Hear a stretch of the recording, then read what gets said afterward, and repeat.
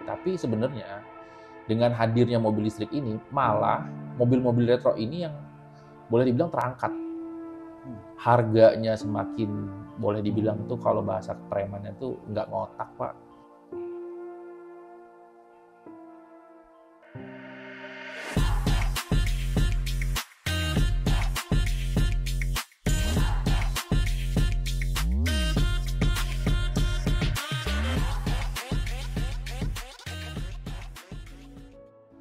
Halo calon pemimpin masa depan, selamat datang di podcast SAI Indonesia.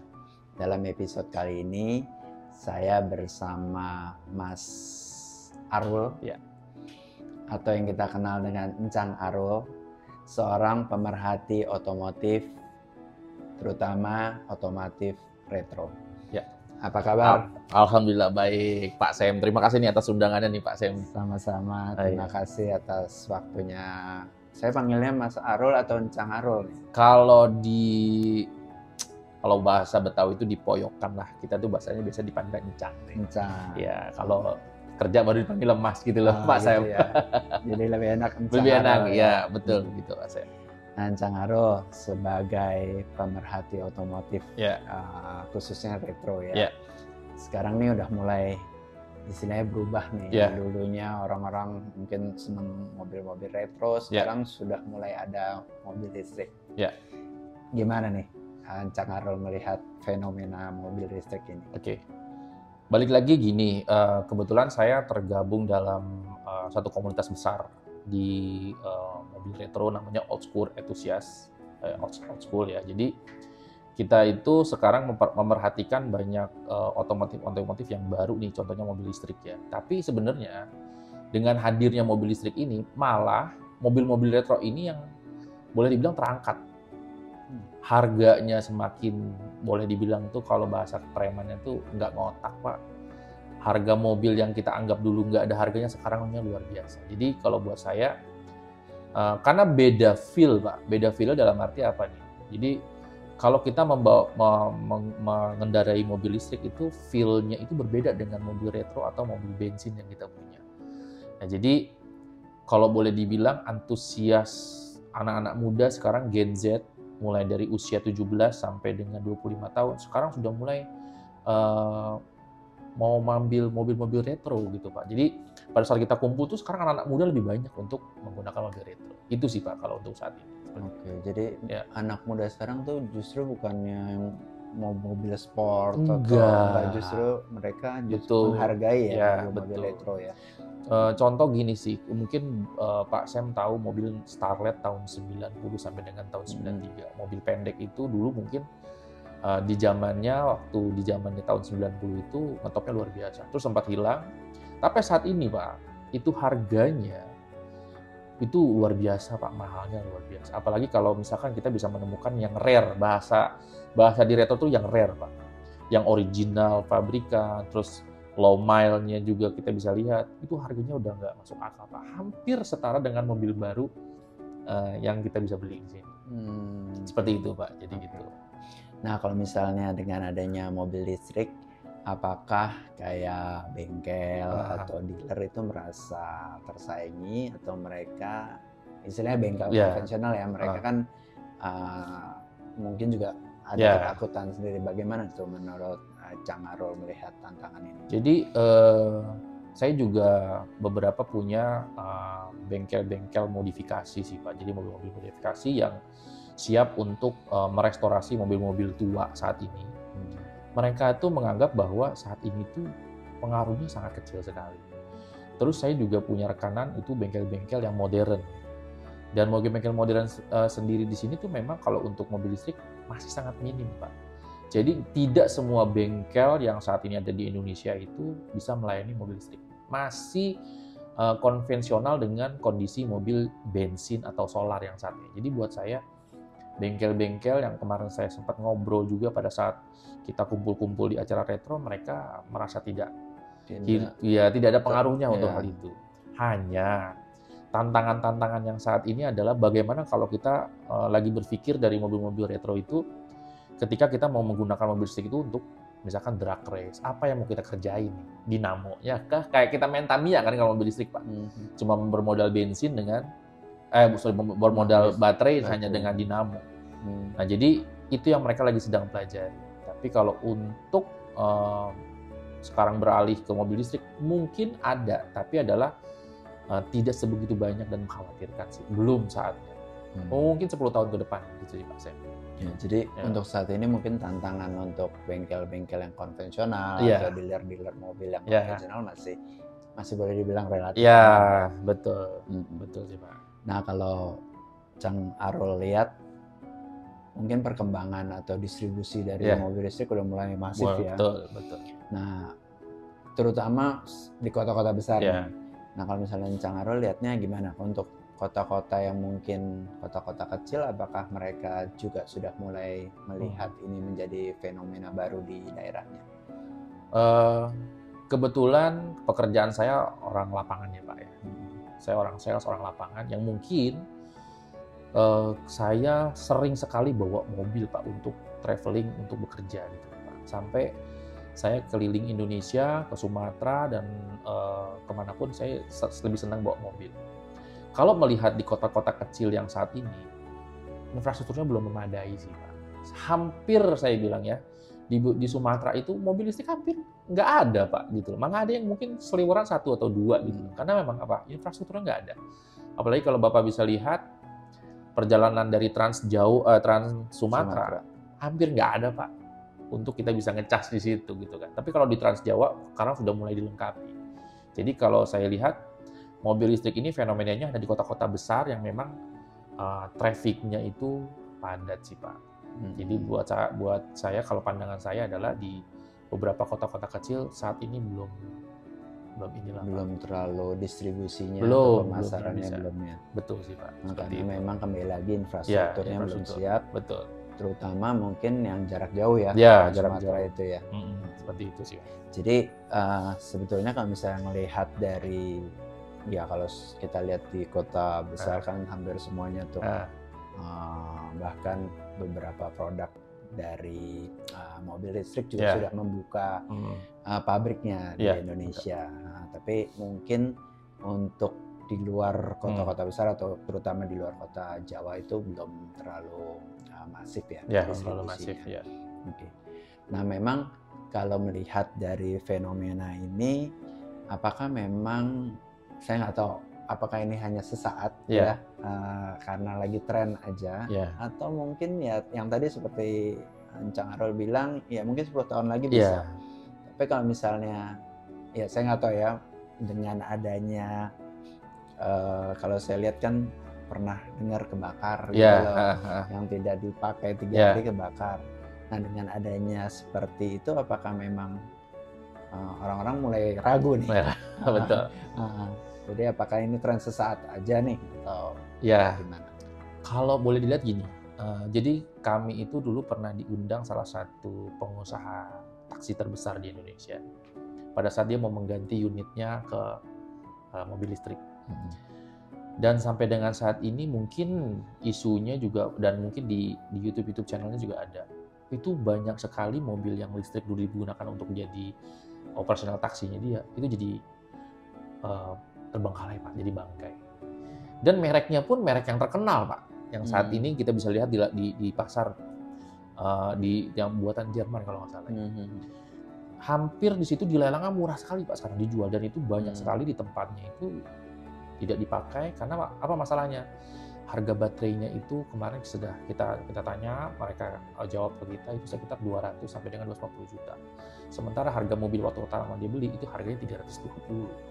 Jadi baterainya bisa lebih mahal. Nah, dan kemarin infonya mereka bahwa baterainya itu infonya kan akan bertahan 10 tahun. Tapi kalau diapresiasi kan memang lebih murah sih ya. Tapi ternyata kekuatannya itu nggak sampai 5 tahun. Jadi dari pola merecharge-nya beda dan segala macam. Jadi buat saya, buat kita semua para peminat otomotif, pemerhati otomotif, saat ini mobil listrik memang untuk solusi lebih irit, dibilang irit ya nggak juga sih. Terus dibilang lebih simple, nggak juga. Jadi masih ini. Jadi masih ada plus minus sebenarnya. Plus minusnya sih Pak. Tapi untuk saat ini masih jadi minus, plusnya sih ada, tapi minusnya masih banyak. Seperti itu sih Pak. Kayak gitu. Nah, Cang Arul kan tahu saya di perusahaan distribusi, ya, betul. Distribusi logistik yang ada hubungannya dengan transportasi. Ya, betul. Nah, kembali lagi saya tanya nih, sebenarnya tantangan juga untuk perusahaan distribusi. Apakah memang ke depannya nih nanti mungkin kayak apa ya, mobil pengiriman kayak L300 atau Engkel itu bisa jadi ke arah ke listrik juga ya?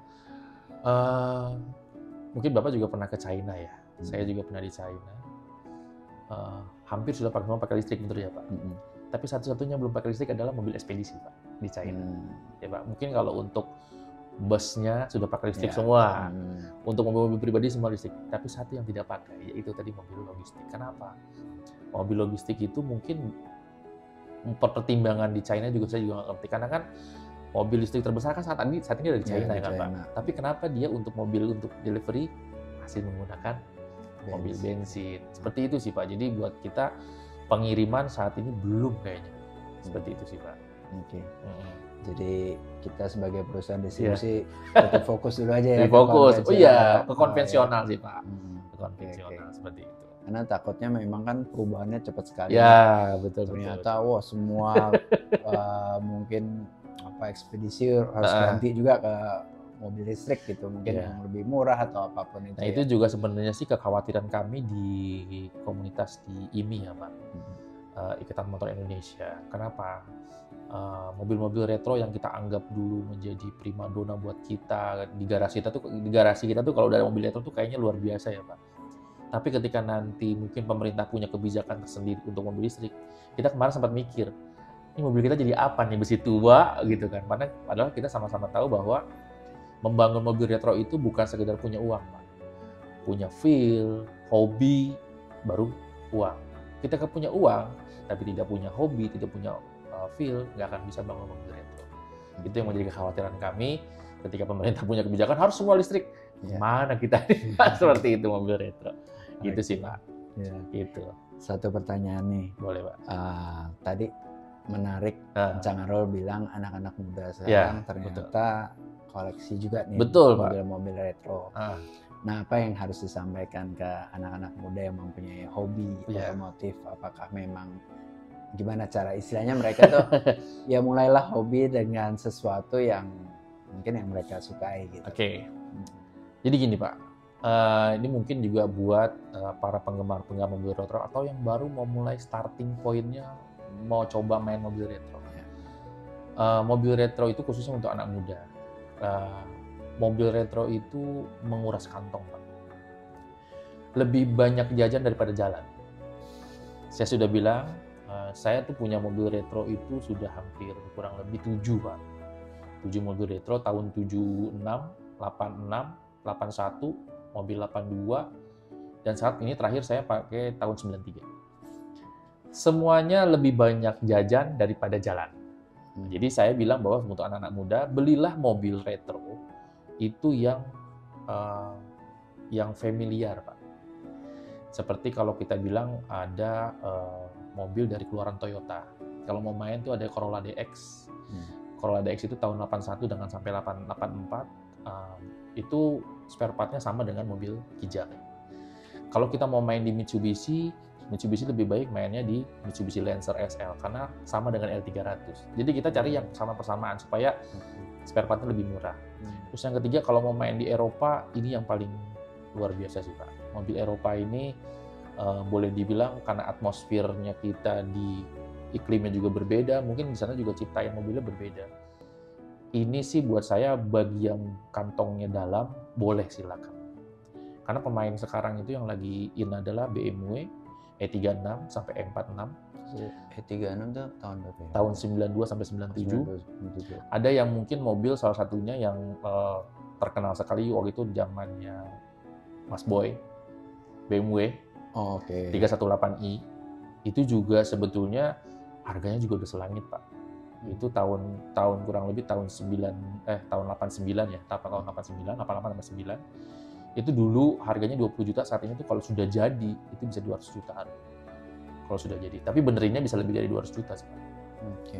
Nah, jadi kalau pemain mobil Volvo, Mercy, terus BMW, rata-rata anak Gen Z-nya ini adalah tanda kutip bapaknya kantongnya dalam, Pak. Gitu ya. Tapi kalau yang mainnya masih Corolla, masih Mazda, masih Mitsubishi, itu rata-rata standar. Okay. Tapi yang paling mahal di mobil retro adalah bodi.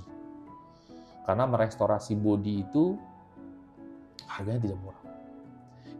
Saya pernah beli mobil harga 5 juta, Pak. Membangunnya 60 juta. Jadi lebih banyak jajan. Betul. Lagi. Dan saya tidak pernah izin sama istri. Jadi tahu mobil sudah jadi, saya taruh di bengkel 2 tahun, Pak. Jadi saya bawa pulang. Nah, terus yang untuk pekerja-pekerja yang bergaji UMR saat ini, lebih baik jangan main mobil retro. Karena bensinnya rata-rata mobil zaman dulu. Karena bensin zaman dulu murah, Pak. Sama jalanan tidak macet. Bensinnya itu bisa 1,5 sampai dengan 1,7. Padahal mesinnya 11.400, Pak. Kebayang kan? Nah, seperti yang saya punya saat ini adalah Accord Maestro tahun 93 PGM FI.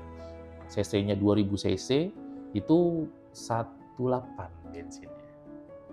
Di dalam kota. Kalau di luar kota mungkin 1,11. Ya, jadi balik lagi, main mobil retro itu harus hobi, Pak. Yang kedua, jangan maksa.